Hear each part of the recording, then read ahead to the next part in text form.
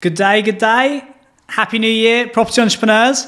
I hope you're all well and enjoyed a great Christmas and New Year celebration. For those of you that are listening to this on the Property Entrepreneur podcast, I hope you had a great New Year, great Christmas, good time to reflect, recharge, and are ready to go all guns blazing into 2021. Those of you that are joining us on the live stream in the Facebook's community, make sure you subscribe, like, and join the Property Entrepreneurs podcast, where we share more of these on a weekly basis, released on a Tuesday, to keep you up to speed with everything that is happening. It's a very strange world out there at the minute, and before we go all guns blazing into 2021, I thought I'd give you a rundown of some of the key areas of focus this year and the key expectations we can have. So before we do go all guns blazing into the year ahead, we understand where in reality we need to make some adjustments. So maybe strategically there's things that are going to change, and that we know that we need to move strategically to be able to adopt those and adopt to accommodate those. Equally, where there's opportunities, because in none of this do I want to be crude or unsensitive to all of the hundreds of thousands of people whose jobs have been impacted, businesses have been impacted. There's always going to be people that are going to be affected by everything we've experienced. Equally, as entrepreneurs, with challenge comes opportunity, and recessions are one of the best. Recessions, economic impact, any place of high impact can be a great place for entrepreneurs to capitalise. And genuinely, not only going into 2021, but even through the lockdown period, those people who are on our Property Entrepreneur Programme, who we coach through it, there is an opportunity for all of this to be the making of us, not the breaking of us. Allow us to have this as a period to thrive, not just survive. And that's what I want to take you through now, is setting you up for 2021. What do you need to know? How do you need to make the most of it? And how can we go into it genuinely with a positive mindset, a strategic approach, and be in a great position for the year ahead? So I'm going to cover 6 or 7 points. First one, I'm going to look at lockdown. Just manage your expectations as to how I predict that will play out. Second is the economy. Success and failure are very, very predictable. And whilst the front page of the paper will have everyone running from the hills, I would encourage you to look beyond that and understand how macro, micro, global economics work to be able to catch the wave and ride that through the year ahead. Third, look at the property market. So we are specifically in the main, whilst lots of us have other companies that we own, in the main we are property investors, we are property developers. What's going to happen in the property market? How can we adjust to make sure that we not only survive but thrive in the year ahead?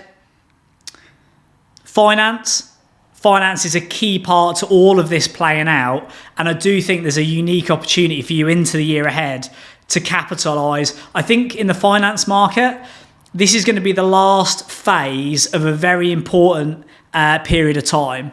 And once it's gone, I don't think you'll see it in your lifetime. I don't think we'll see it maybe for a couple of generations. I think you need to be aware of what's happening in the finance market, make the most of that. Strategies will be the fifth one. Property strategies. What strategies to be getting on board with? What strategies to perhaps be moving away from? Who's going to be the winners? Who's going to be the losers in 2021 and beyond? Number 6, my approach. So I'll just give you some insight into what we're doing with our companies, what we're telling and recommending the property entrepreneurs do, and how I'm focusing my time and energy in the year ahead. And then 3 top tips to finish. There really is only, success and failure are very predictable, and there really are only 3 things that you need to focus on to enable this to work for you. So I'm going to finish off by giving you those. So if nothing else, you focus on those 3 things to make 2021 the best year yet. So let's start from the top and start with lockdown. So those of you that are on our Property Entrepreneur Programme, so we've got 135 people on our annual Property Entrepreneur Programme. We've, give or take a week, predicted how this has played out since March. Now, success and failure are very predictable, and there's so many elements to this. Whilst it's a pandemic, nobody could ever say that they knew exactly how this was going to play out. But when you understand the basic facts and the information and human tendency and nature and just things that seem obvious, you can predict it to a degree. Now, we've now got the vaccines coming out for lockdown. So all being well, the way this will likely play out is through January, February, March. the 2 vaccines that we've now got, plus whatever additional vaccines get made available, will now be rolled out and hopefully give us, or what they'll do is they'll work it top down. So starting with the most vulnerable, over 80s, frontline workers, work it top down, and then aim for a vaccine immunisation of the most vulnerable. Simultaneous to this, we'll go through the coldest months, the January, the February, the March. The days are shorter. In fact, more people are inside. Obviously, we've got lockdown as well, but infection rates are naturally higher. Immune systems are naturally lower. That's always going to be the highest risk period. We predicted last October, November, that there's no way that we would not be in a lockdown through this period, because if you look at the waves, you look at the seasonality, it's very predictable. Best case scenario, these vaccines pull down the impact for the most vulnerable and protect them. And then simultaneous to that, as we go into the spring and the summer, which are the lower infection based on the previous curves, obviously we do have this new strain, but it makes more sense. People are outside, days are longer, energy levels are higher, immune systems are more protected. Spring and summer is an easier position to be through. Simultaneous through spring and summer, we will increase the rate of vaccination amongst the most vulnerable, and simultaneous to that, we will probably achieve a higher level of herd immunity through those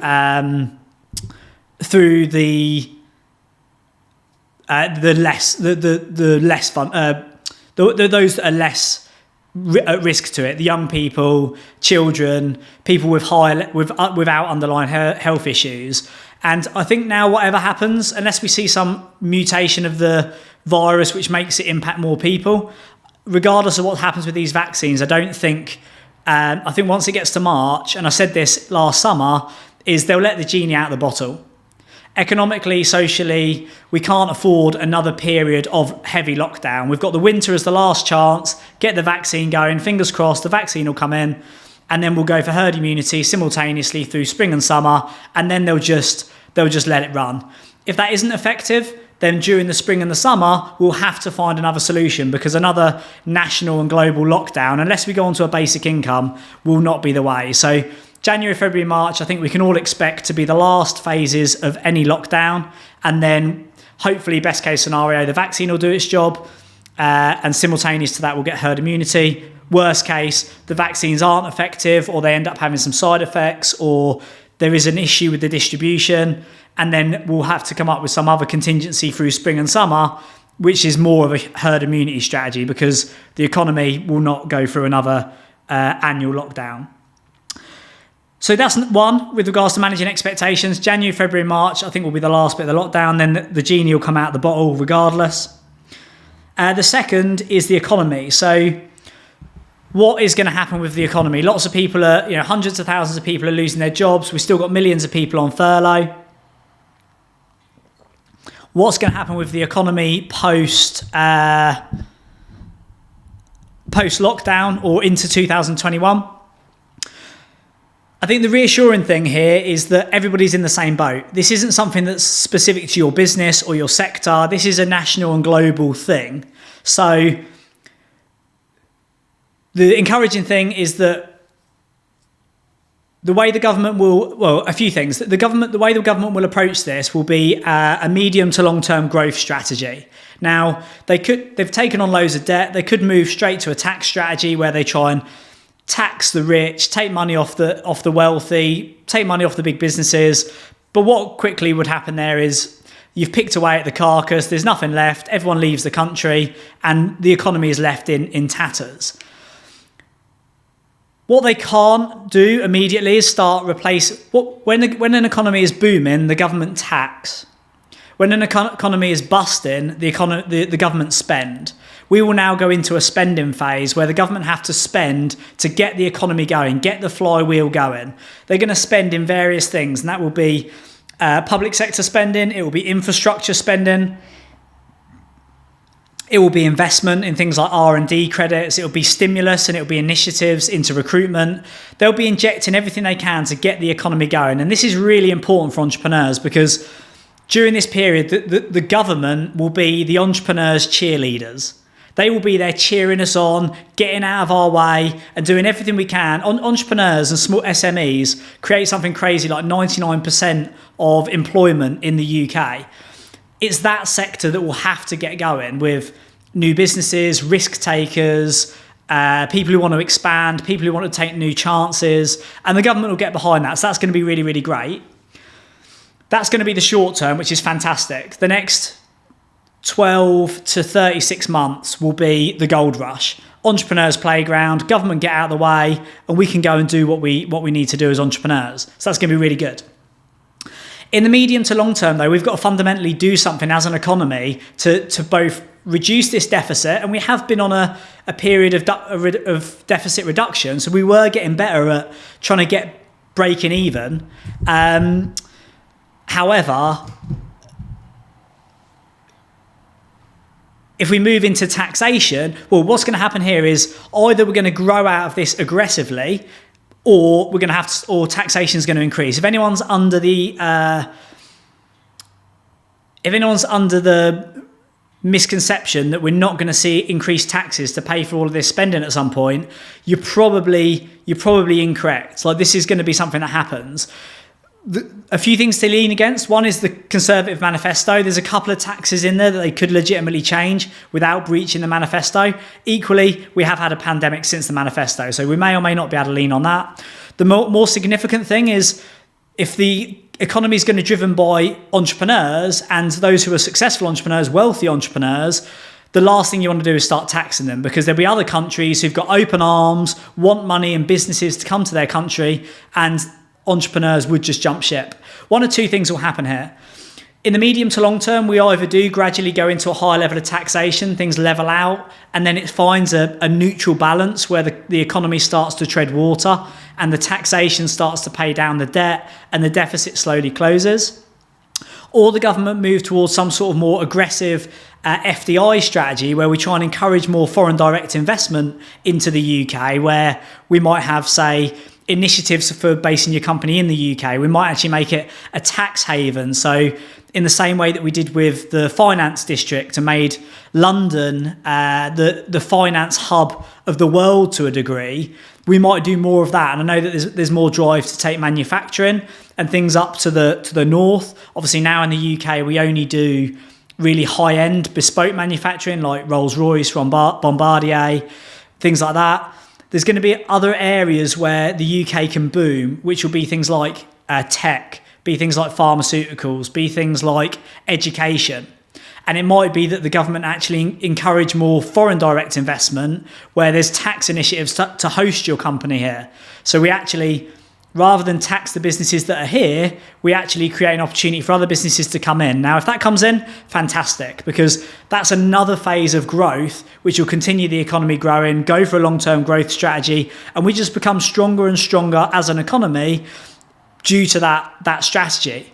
In addition to that, we are in a tipping point where we're going independent. So now we're going independent. Thankfully, we've got a deal, so we're avoiding another a knee-jerk and a trigger point.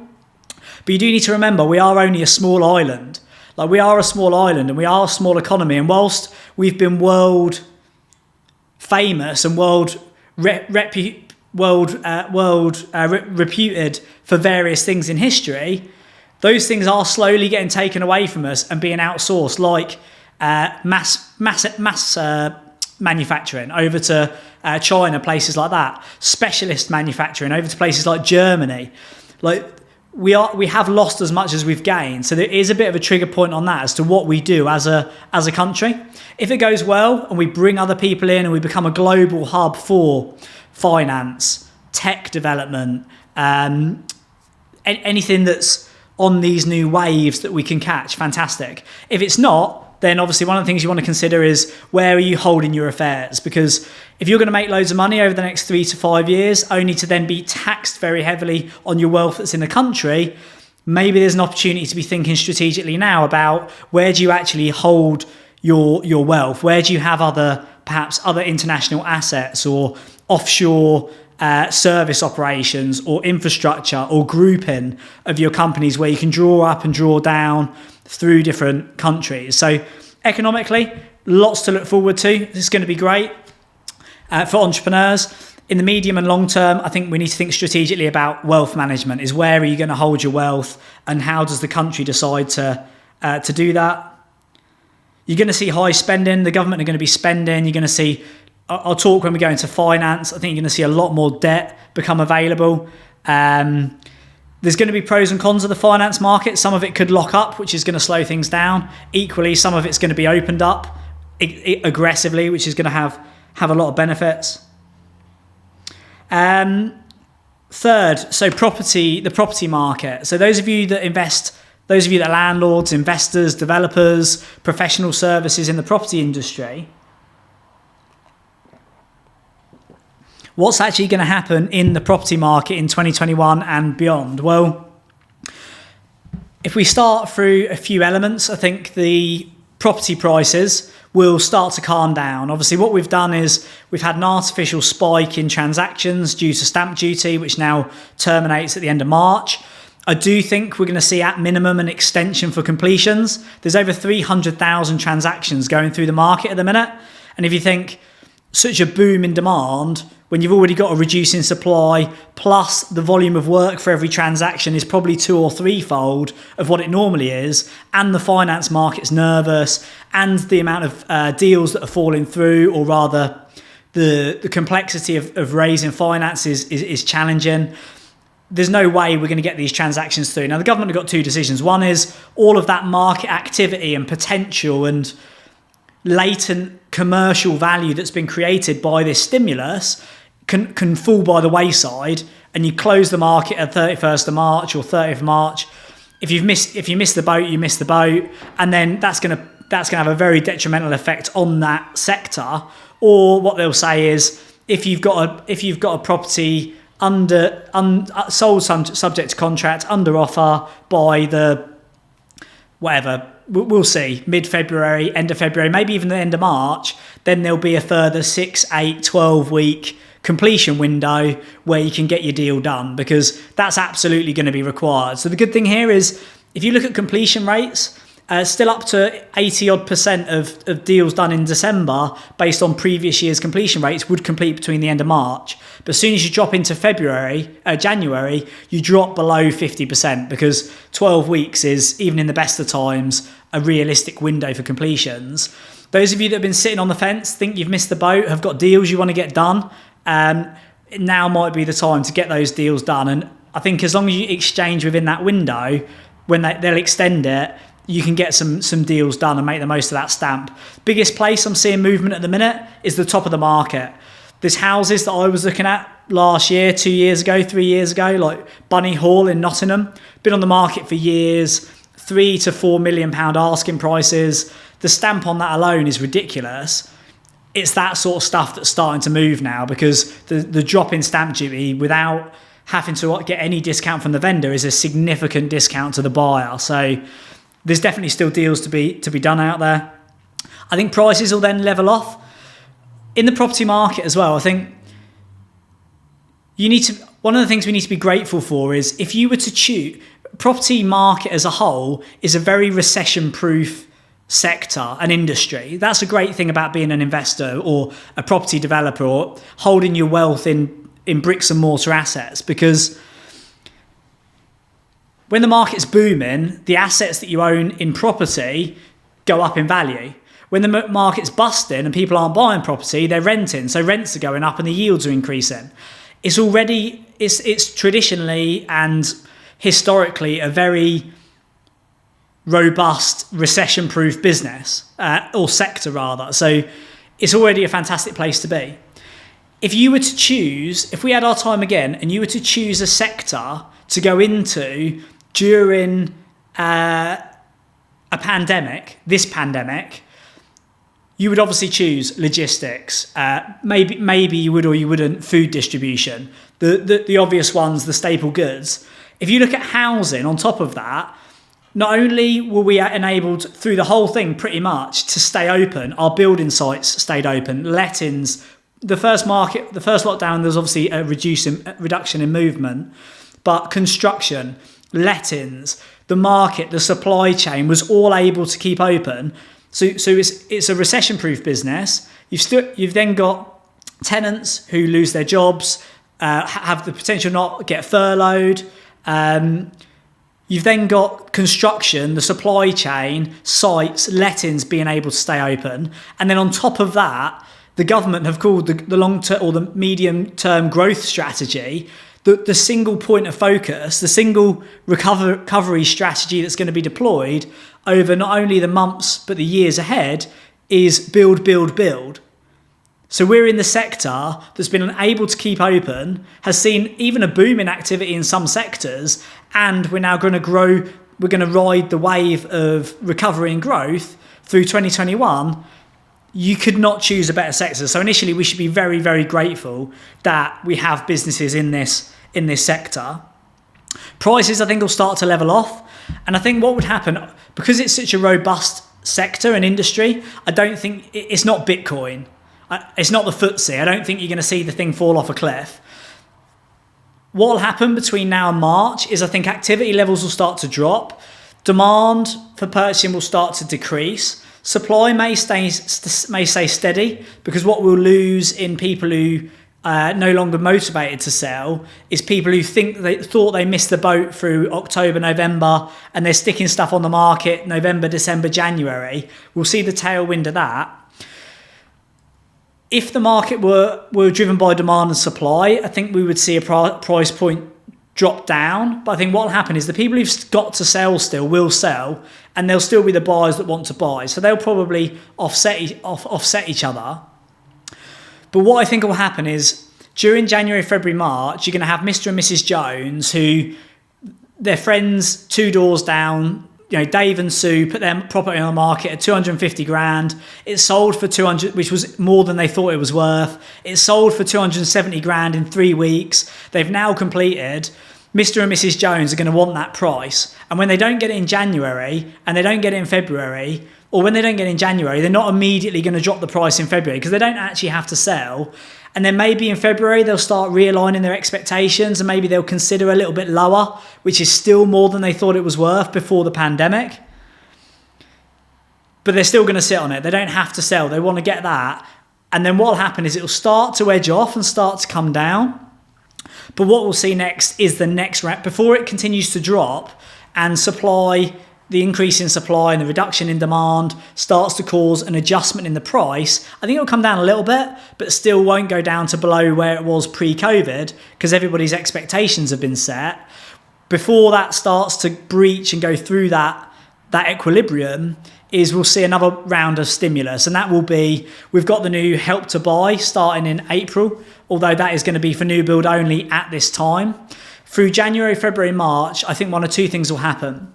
Either the banks will start to get confidence again and they'll start to lend money again, or if they don't, the government will provide some sort of stimulus to enable them to lend again. We need resi mortgages back up to 90-95%. We need buy-to-let mortgages back up to 75, 80, 85%. That'll keep the market going in the good times. Prices can't afford to go much higher because of affordability, but it'll maintain it around this level at the minute that we're familiar with. So either the previous finance market will come back because they gain confidence, or because the government will introduce some sort of stimulus, a government guarantee, an extension to the Help to Buy, where they underwrite 5, 10, 15, 20% of the debt like they did with Bounce Back, something to get the market going. If we don't see those things come in, then what we'll see is the challenges will come in. You're going to see somebody with money. I'll talk about this when we talk about finance. You'll see somebody with money coming in, because there's a lot of money out there at the minute. A part of the market will come in with finance and start to release it. So in the same way through 09, 010, after the GFC, we had the challenger banks start to come in. Most recently, we've had the fintechs. They will become distribution platforms for mainstream lending, because the market's solid. It's just a lack of confidence. Either the big boys will come back, or the new players to the market will start to lend. And I think for that reason, we won't see a drastic reduction in property prices through 2021. There'll always be deals. There'll be people who need to sell, people who are getting divorced, people who need money to keep their businesses going. There'll always be those deals, and that'll that'll be down to your down to your marketing strategies. But at a macro level, I think they'll stay the same.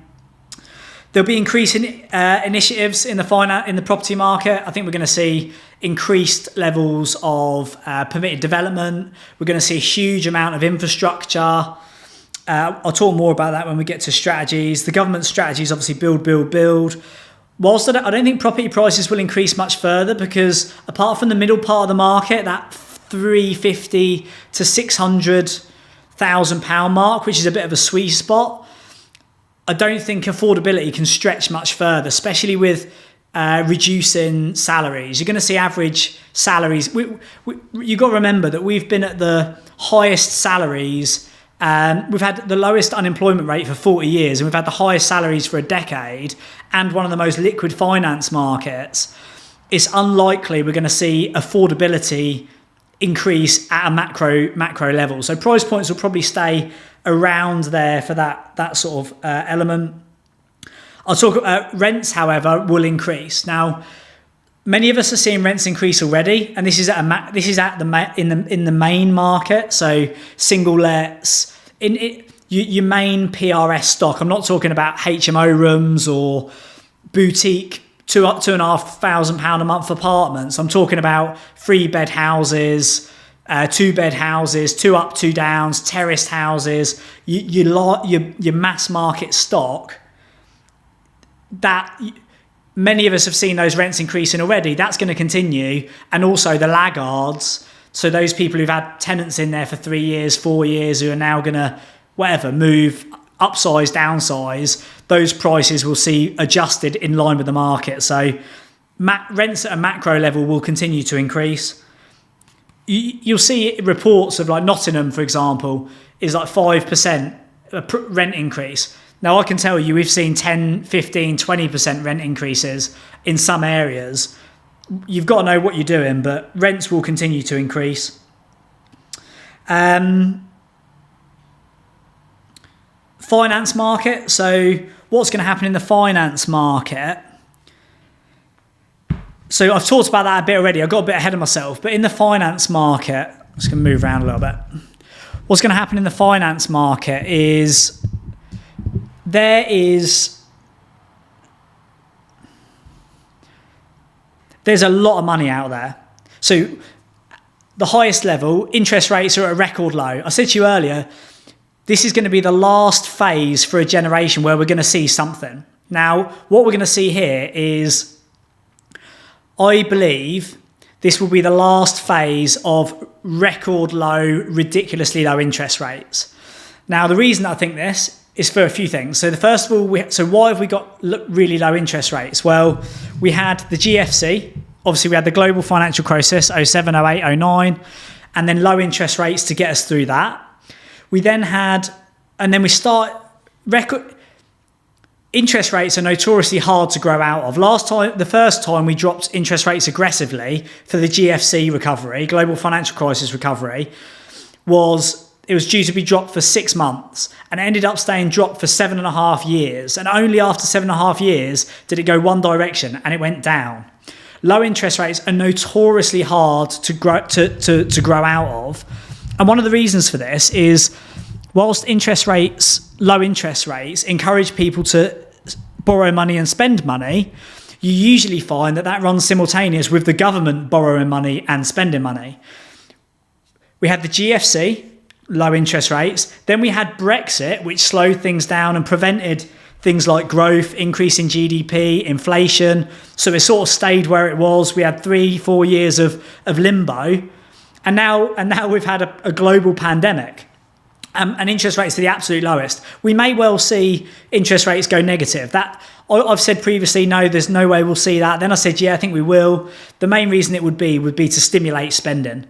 People are hoarding cash. In the first lockdown alone, we stockpiled £86 billion worth of consumer finance. If you look at the consumer transaction levels based on debit and credit cards, how much people spend, through that first lockdown was 86 million. Now, I don't know about you, but a lot of people, myself included, have actually saved money through the last pandemic. Granted, incomes have come down, people have lost jobs, businesses have gone bust, but at a macro level, we could see, I forget which period it was, was it the Roaring Twenties, where everybody just saved loads of money up and then they went out spending? We may or may not see a degree of that.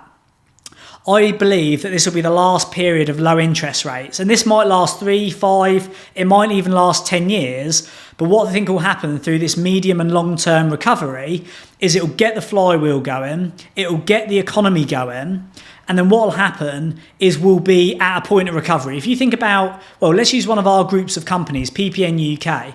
So I was writing a blog over the weekend, or an article, talking about rolling up returns. Now, if you look at companies that do a long-term growth strategy like PPN UK or Amazon or some of the techs, but they lose money, roll up money, roll up money, roll up money, roll up money. Because what they're doing is they're doing a land grab. They're doing a revenue generating activity. They're focusing on the top line rather than the bottom line. And what you end up with at the end of a period of this, whether it's a year, if you're doing an aggressive growth strategy, maybe you're doing mergers and acquisitions in your companies. In an economy sense, we do build. We invest in infrastructure. In Amazon's sense, it's more logistics, it's more tech, it's more acquisitions. You end up with this ginormous revenue that within a 12-month period, you pull the lever, you move your focus from top line down to bottom line, and all of a sudden you've got a ridiculously profitable company in cash terms, because it doesn't matter what the percentage is, it's a percentage of a high revenue. This is what I think will happen to the UK economy over the next 5, 10, 15, 20 years is I think that there'll be this infrastructure, there'll be this investment in going for GDP, going for infrastructure, creating a country that can actually make money again until we are whatever we look like and we're generating that revenue. And then we'll start to see the market recover. Naturally, that will start to drive salaries. Increasing salaries will drive an increase in spending. An increase in spending will start to adjust the demand and supply mechanism. The price point will then start to move up. Inflation increases, interest rates come down, and then we'll see the whole thing tip. Only then do I think that this whole game will change. But when it changes, I think it will change permanently, or at least it will change for the last time in our lifetimes. I think that we've got another 3, 5, 10 years left of low interest rates, and then when the game changes again and they crank that lever and allow it to run into increased spending, increased inflation, I don't think we'll see it again. It'll then run back into standard interest rates being 3, 5, 6%, inflation being at 2.4, 3, 4%, and we'll go into that boom space. So yeah, sentiment there is, I think it's a very unique period in time, and I think the base of that is that you should absolutely make the most of it.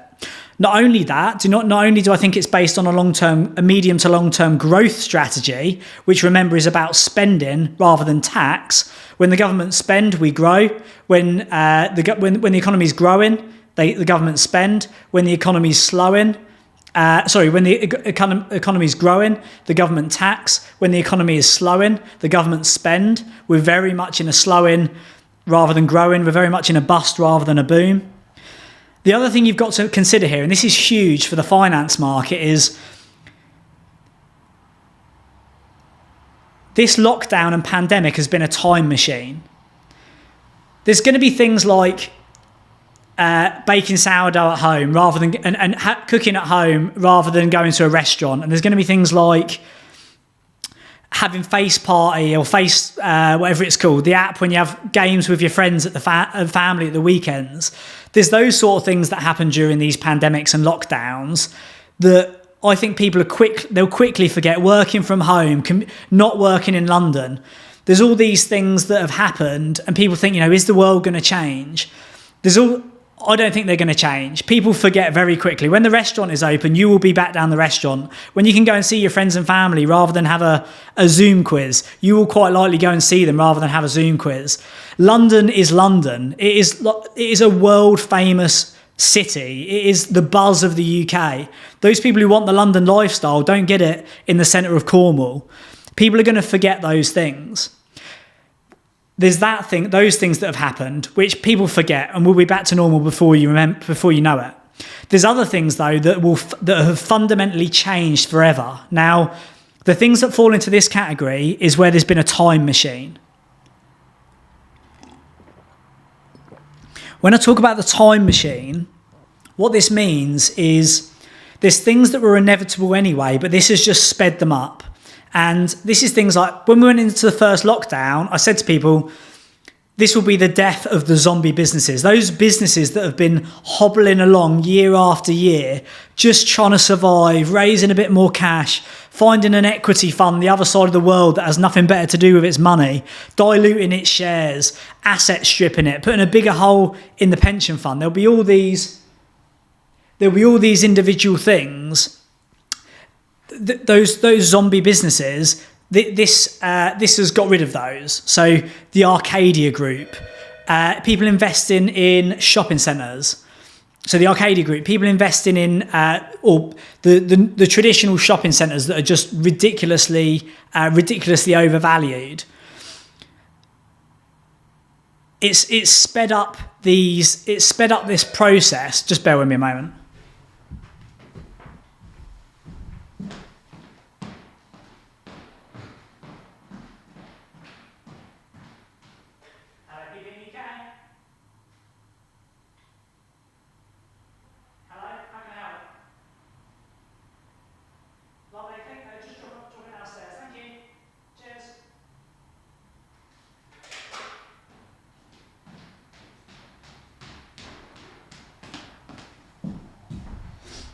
Yeah, so coming out of it, there's some fundamental shifts. There's the things that we're going to forget about, but then there's going to be some seismic changes, like the death of the Arcadia Group. That was inevitable from the off.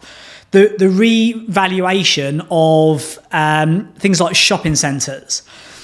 And what this has done is it's fast-tracked something that was going to happen anyway, but the only thing with fast-tracking something is you don't end up with death by 1,000 cuts and it slowly goes out of business. You end up with a cliff edge. Now, this is where we are with the finance market, because when such staple assets as shopping centres and pension funds that were held in big, so shopping centres that were in the REITs, pension funds that were held in big investment groups, all of these things have just disappeared overnight, and there is going to be more money than we've ever seen out there. So twofold. One is going to be the government want to get money out there to spend. They want to get money out to entrepreneurs and to small businesses to invest. They want to do their public sector infrastructure spending. Also, all of these REITs, these pension funds, these investment groups who were used to investing in staple assets that have been there forever, these things have just disappeared. And what they're going to have to do now is they're going to have to find the next thing. The closest that we've seen, I'll talk about, well, I don't know whether I'll cover it in strategy, but the closest next thing that we've seen for like pension funds, investment groups, things like that, is PBSA. So PBSA, purpose-built student accommodation, that's down to anything from a 4 to 6% yield now on a balance sheet valuation. That's a very mature market. That's even on its end. I think as well, this pandemic has scared investors going into that space, so they can't even go for PBSA, which was the new cool kid on the block. All of this money has got to go somewhere, and for that reason, again, I think we're going to see ridiculously low interest rates. You're also going to see a yield compression, where investors previously who wanted security and a 4, 5, 6, 7% yield, they're going to be happy with anything above inflation. 2% yields we're going to see, 3% yields. There's going to be money available for everything. So if you're valuing businesses, especially if you're rolling them up and you're doing an agglomeration model, you're doing an IPO, the valuation on those will be significantly higher. If you can create a new asset class, a staple income, a asset-backed lease with a strong covenant, you will get a yield compression on there. Anything to do with the investment market, and the finance is going to be liquid, and anything to do with the investment market, if you know how to play it, will be very, very lucrative, because people are looking for lower returns, but they need to put the money somewhere. So that whole space is going to be completely reconfigured. There's going to be cheap debt, without a doubt. Make the most of it. This will be the last time I think we see it. This next 3, 5, 10 years, absolutely clean up on cheap debt. Yield compression, talked about that. So yeah, they're the main sort of finance things I'd encourage you to tune into. Moving probably quite aptly on from that into strategies. So in property, what strategies should you be considering? Now, property is a very robust, established asset class and sector. So at a macro level, there's not really going to be any major need. Well, no, I shouldn't say that. I'm not going to go into the granular here. What I'm going to do is, I'm not going to go into the granular, but I'm going to tell you how to figure out what strategies you should be doing. So the mass market will remain stable.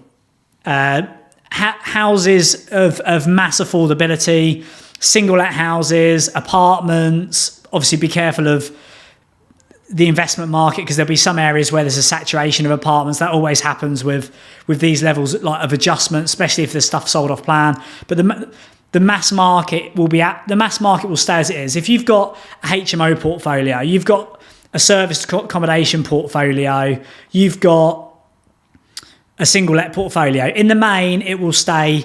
If it's done okay for the last few years, it will probably do okay now.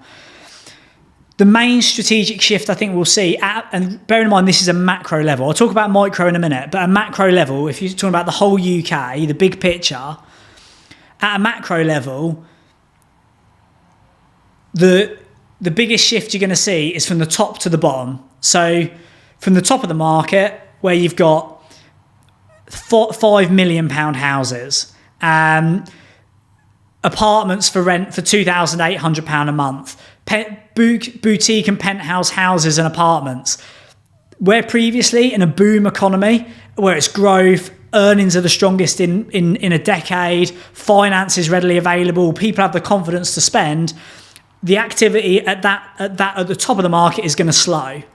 And where I think you're going to see the activity grow is at the bottom of the market, with continued reducing income, with reducing affordability, with increased unemployment, with more public sector funds, more damage recovery. The activity, I think, will be at the bottom of the market rather than the top. I mean, to give you an idea, in March, when the first lockdown was announced, on 2 developments, I immediately moved from the top market, which was £700, £800, £900 a month, boutique, interior designed apartments, flipped 2 developments, like a couple of £1 million worth of developments, to £2.5 million worth of developments, flipped them straight down to the bottom of the market. Because in a time of uncertainty, are people going to be rushing out, spending like with confidence? No, they're going to be saving. We've seen this already. In an economy where unemployment's going up and average salaries are coming down, is the amount people have got to spend going to go up or down? It's going to go down. And I went straight to the bottom of the market. So strategically, I think the bottom of the market is going to be far more active now, and the top of the market is going to be far less active. Equally, when we get into the spring and summer, if you've been doing something in the middle and it's been doing okay, it's been doing good, it will probably still do you okay. It will do good. A few elements for you to focus on, which will be where you catch waves. There's only 2 things you need to do in business to make good money. The first is to catch a wave. The second is to find a niche. If you find that, you'll find low competition and you'll find high margins. Look at every single business we've built. Look at every single company we've invested in. Look at every single property investment strategy or deal or development we've done. There's always an angle. There's always a niche. There's always a crest of a wave. And that's where you get 20, 30, 40% return on investment. The places I'd encourage you to start looking for that this year, well, the government's recovery strategy is called build, build, build. So anything to do with the government's recovery strategy is going to be a winner.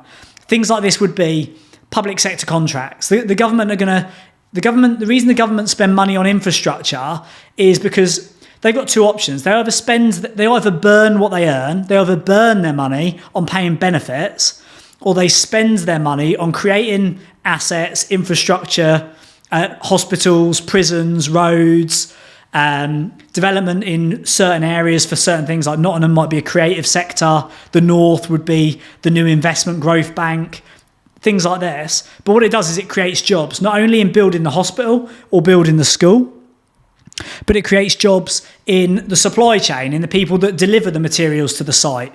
It creates jobs in the factories that manufacture. It creates jobs all the way through it. So construction and infrastructure is a huge sector. Anything to do with that, whether you want to be developing for public sector contracts, whether you want to be supplying the supply chain with materials, anything from materials and raw materials, prefabricated steels, all the way down to clothing and signage. Anything on that build will be an absolute boom. At a more micro level, if you know, and this is where success and failure are very predictable. I've played this game my whole life with businesses and with property investments and the deals that I've done and where I've done them. If you know something's going to happen in an area, then move to the area, get ahead of the curve. If you know they're going to build one of the new hospitals near you, then I guarantee you in the short term, serviced accommodation anywhere around that for a 24-month period is going to be absolutely booming. Contractors, people moving to the area, professional services, it's going to be absolute boom. And then in the medium term, it's going to create jobs, it's going to create employment. That may increase demand in the medium term, it may not, but what it will do is if it doesn't increase demand and supply, it will likely increase price points. You look at anywhere where there's a new build development and you will find that there's a ripple effect to the properties on the outskirts. You find anywhere where they're building a ring road. You look at cities as they start to build ring roads, creates a very deliberate impact on demand and supply, property prices. If you know that there's infrastructure, development, investment going in your area, absolutely, that's an area you should be looking at strategically. There'll be new markets created near the hospitals. Anything to do with strategic positioning. Like we spend 3 months teaching our property entrepreneurs how to position strategically in their market. All of the businesses that we invest in are strategically positioned. It's finding that, what is that for you in your market, in your business, in your sector, and then going for the easy money, riding the wave and finding the niche. There's going to be a whole planning reform. So there's going to be a whole planning reform. So obviously we've seen a lot of the classes grouped into Group E. There's some initial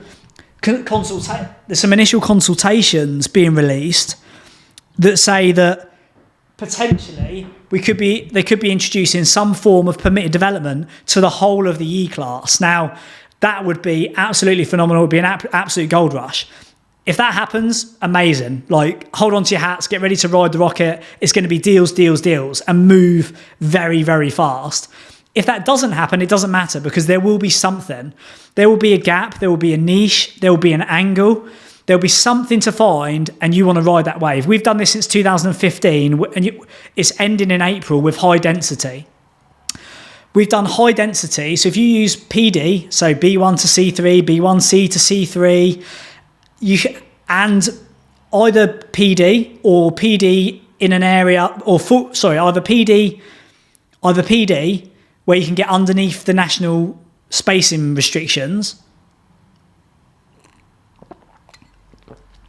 or full planning applications in areas that don't have to conform to the national space standards. That's been an absolute niche, and you've seen us go back to back since 2015 with build to rent to sites. Build to rent to sell sites, and the returns on them have been they normally average about 40%, 30, 40, 50%. We're just about double our money. In fact, the last one we completed, we doubled our money on during lockdown. Build to rent to sell, absolute niche, but it's closed now. The legislation's closing, and from April onwards, it's going to be significantly harder to do that strategy. The good thing is we're going to see a planning reform. We're going to see more PD. We're probably going to see introduction of either PD or a very, very favourable airspace. We're going to see change in use classification. We're going to see some of these, some of the stock that's becoming in less demand and lower use. Things like shopping centres, non-prime commercial areas, large buildings that need to be demoed. You're going to see like planning, industrial, where you could take down some industrial and put it up for resi, although the distribution sector will continue to boom, and it might be that they get the first bite of the cherry on that classification. In planning, there's going to be a lot of opportunities. The way to make the most of it is just to study it, read it inside out, find your angle, and then absolutely clean up on it. Commercial is going to be big. There's going to be some very, very exciting things happening in the commercial market. Again, this investment, I can't overemphasize the significance of how much money is around. The amount of money that is in the economy, the amount of money that is going to be available, because it's got nowhere else to go. They can't go to shopping centres anymore. They probably won't want to go to PBSA anymore. In fact, I'll tell you something you will see, and you heard it here first, if you haven't heard me say it before, is PBPA. So PBSA, purpose-built student accommodation, PBPA, purpose-built professional accommodation. Our children's children will end up living in a life where they go from cradle to grave in purpose-built accommodation. It'll be run by the corporates, it'll be state-owned, operated or taxed, and it'll be a big institutional asset class. And we'll probably have all of our pensions pegged in it in some capacity, because there'll be nowhere left to put those in many instances. PBPA, for lots of reasons. I think you're going to see big purpose-built co-living schemes, big purpose-built flats underneath the minimum space standards. PBSA falls outside of the normal C3 classification. PBPA will be the next wave, because that C3 one has been closed from April. Commercial is going to be very exciting. Anything to do with infrastructure. I was talking earlier about the time machine. Lots of people don't do online shopping, or didn't do online shopping because they never forced to, the laggards, the late adopters. If you've now, due to lockdown, discovered online shopping where at the click of a button you can have all of your food delivered without having to drag the kids around a supermarket on a Sunday afternoon, it is very, very unlikely you're going to go back to that. We're going to see more and more of this distribution. We're going to see advanced logistics, more developed logistics, specific types of logistics in commercial. There's going to be, it's not my field of expertise, but one of our board members, if you don't know Susie Carter runs the Commercial Property Academy. Follow her, listen to everything she's got to say. That will be a very, very big space for 2021 and beyond. Build to rent. Don't underestimate build to rent. I've been saying this since 2015. I've been doing build to rent to sell since 2015. Build to rent in a big way is going to come, and it will turn the industry from cottage to corporate. This isn't a new thing. It's not a COVID-induced thing, but it's a growing curve, and the amount of money that's around that has to go somewhere will probably go into PBPA via funds, via investment groups, via like Legal and General are moving into that space. There'll be more and more stuff in that sector. And then care and extra care. Care, extra care, end-to-end villages where you downsize in your 40s, 50s, and you stay there until you need supported living, basic care, extra care. That will just continue. And then finally, strategies is the bottom of the market. Public sector accommodate, anything to do with the public sector, anything to do with care, supported living, housing associations. We're investing quite aggressively in that bottom end of the market now, just because all the planets align. The rates are high, the demand is high, the process for the planning application can be more favourable. The demand from the investment market at exit, because it's guaranteed with a 3, a 5, a 10-year lease from a strong covenant, when you get that yield compression down to, well, we've just had we had a block that we bought for 440. We spent about 50 on, all in for about $500,000. So 500,000 on a yield of only 8%. It revalues at 1.1 million. That's on the market at 1.1 million, or in fact, that's not on the market. That's gone to our international investors off market at 1.1 million, and there's 5 people already who are interested in purchasing it. Now, I think that yield is going to be compressed more. That's 7.4% on a 5-year lease with no break from a reasonably strong 22.5 million covenant. Now, I think that's going to get compressed and compressed and compressed, because people are going to be jumping over each other to find anything with any security. I wouldn't be surprised if we see that yield come down as low as 6, 5, maybe even less, with the right covenants in place. That's going to be very lucrative for those of you that know those of you that are more advanced and do bigger developments and know how to play that game. Finally, my approach. So what's my approach through 2021 and beyond? And then I'll give you 3 top tips to finish.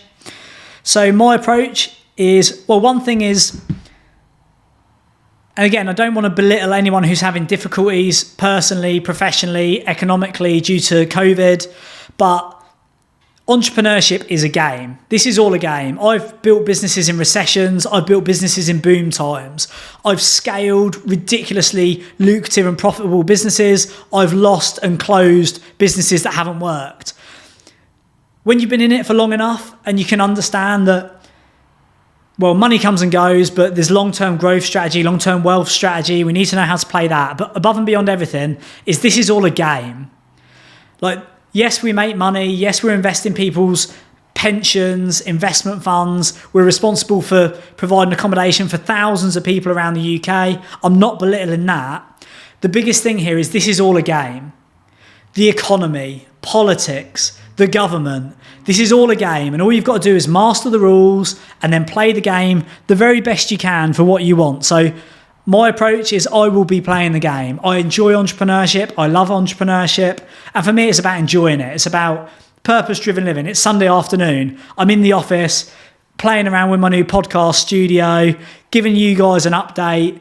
I enjoy it. I love it. I do the things I like to do. I work with people that I enjoy working with. I do deals that excite me. I invest in businesses that get my juices flowing. For me, it's about enjoying it and it's about playing the game. Strategically, what does that look like for me? Well, development. I'm in the final stages of wealth creation now, which is all about looking for lower yields, basically boring assets, single lets, blocks of flats, assets leased to housing associations. For me, the assets that I own are long-term assets. They're in the background. They're pension fund for me. They're legacy for hopefully my kids at some point.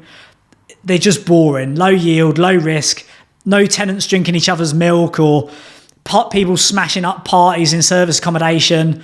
I'm like into the latter years of wealth creation now. For me, it's the boring stuff. So for me, that's single lets, build to rent, developments, financial fortress, housing association, LHA, supported living, social housing, all the really boring stuff really for me. The other thing for me is about growth. So growing our existing businesses. We will never see debt this cheap again. So it's using the debt, using the initiatives, recruiting more people, building the businesses, taking everyone on a journey, riding this next gold rush wave and really making the most of that. Liquidity is really key. So there's going to be a lot of deals to do over the next 3, 6, 12 months.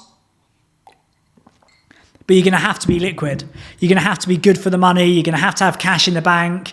The first mover advantage will be the people who can really go out there. And you saw some of our deals. We raised nearly £500,000 in 2 minutes, less than 2 minutes the other week. You're going to need to have good deals. You're going to need to be credible. You're going to need to have a good balance sheet and you're going to need to be liquid. This is going to be one of those periods where cash is king. We're just getting ready for about the next sort of, well over £500,000, £500,000 to £1 million worth of liquidity, ready to buy more. Well, that's ready to buy more deals. It's all about liquidity now and making sure we're in a position to do deals. Personally, one sector that I'm very aware of, and this is twofold now, is where is the money? Where I've talked to you about all this institutional money has got to have somewhere to go. Also, the world is moving towards a green economy, and the amount of money that's in global wealth and trillionaires and all these things in like oil, you've got to appreciate that oil is rapidly losing its status as one of the most valuable commodities in the world. The next most valuable commodity, which is now more valuable than oil, is data. If you look at anything to do with data, tech, Amazon, Google, Facebook, WhatsApp, Instagram, Deliveroo, anything to do with tech, data is the new curve. Now, I'm not a tech guy. Like, it's taken me 2.5 hours to figure out how to plug this microphone in to record a podcast. I'm not a tech guy. I don't know how to build software. Honestly, I have no interest in building software, but I do have interest in investment in assets. So some of my investments are moving towards that. I've just agreed to become an angel investor in a tech scale up, and that will be a 3 to 5 year growth where we'll exit in 3 to 5 years, and that will be absolutely huge. So I'm looking at sectors that I don't understand, but I'm investing and being an angel investor in businesses that I do know work and that are run by people that I know, like, and trust. And then my main focus points really is it is all a game, and I just want to make the most of it. So taking that growth curve, enjoying the journey, recruiting more people, using the debt while it's cheap, creating long-term wealth. Like, I'm past betting my shirt anymore. I take a lot of risk. I take very high risks in some people's view, but they're always well managed. They're always well balanced, and touch wood, to date, the majority of them have paid off very favourably. So I'll be focusing on that in 2021 and the years ahead. And then finally, and startups as well. So I'm investing not only in tech, but I've got a number of new startup businesses that I'm investing in. They're crest of a wave. They're ready to grow the curve. My understanding on how valuable that these revenue and profit generating shares will be through this period, and how easy it will be to ride the wave is second to none. So I've got a number of startup companies. I've got a niche serviced accommodation business that I'm investing in and scaling. Got a niche